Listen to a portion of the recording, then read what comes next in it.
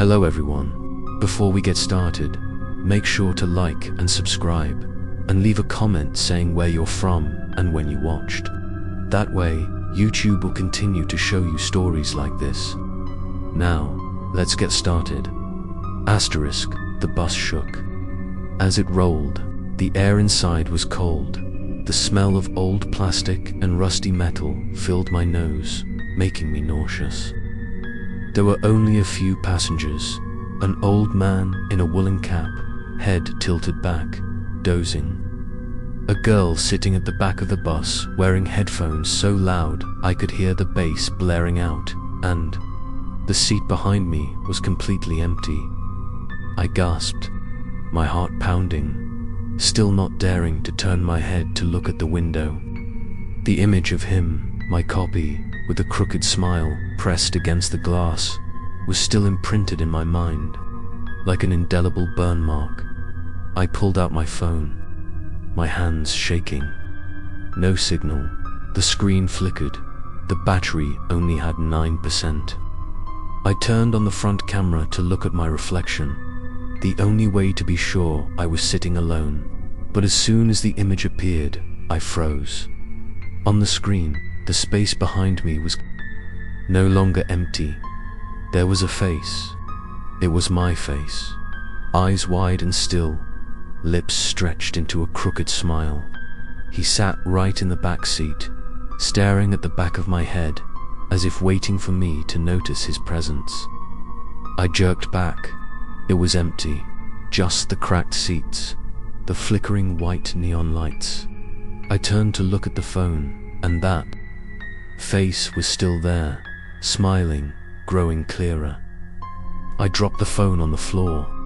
The sound of the collision echoed in the quiet cabin, causing the old man to open his eyes, looking around in confusion. But no one noticed the horror except me. I bent down to pick up the phone. When I looked up, the empty seat behind me was no longer empty. There he was. It was still me, but the eyes were black with no whites, and the smile was cracked from ear to ear. I jumped up, almost falling. What the hell? I shouted, my voice shaking. The old man grimaced. The girl pulled down her headphones, both of them looking at me like I had lost my mind. But to me, the horror was real. My doppelganger tilted his head, his smile growing more distorted. No one else in the car saw him, only me. I backed away, hitting the handrail. He didn't move, but when the car braked sharply at the intersection, his silhouette leaned toward me, his mouth open as if to whisper. The sound rang out right next to my ear, though his lips didn't move. You can't escape. I'll always be here. The driver honked loudly, and the car continued moving. I looked around, looking for help, but all eyes were suspicious, cold. In their eyes, I was just a madman screaming to himself. I turned around, and the back seat was empty again. My whole body trembled. Cold sweat soaked the back of my shirt. I knew for sure this was no longer a coincidence or a sick joke. That thing had followed me like a curse.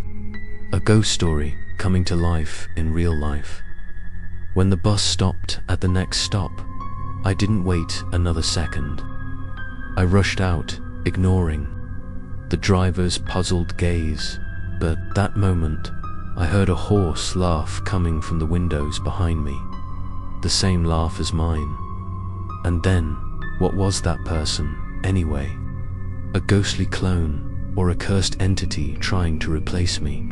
Stay tuned for part 3, where the haunted stories began to ingrain themselves into my life, gradually taking away my last sanity.